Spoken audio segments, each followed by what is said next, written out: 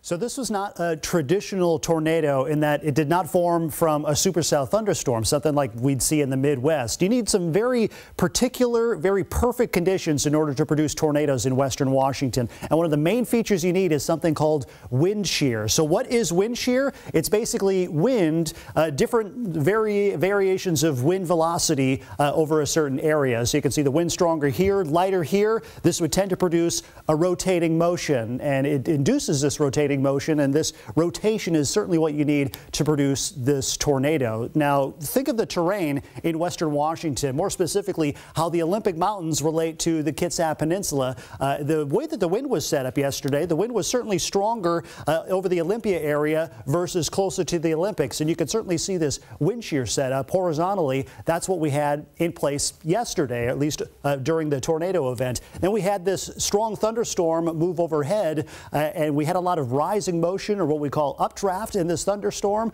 and the horizontal wind shear was ingested into this thunderstorm, and you end up with this really strong rotation. Think of taking a column of air and then stretching it out in that updraft that produces that rotation, and it's a similar mechanism that figure skaters use when they want to spin faster. They pull their arms closer together, and that allows that rotation to increase, and the same physics were at place during this tornado that impacted the Port Orchard area.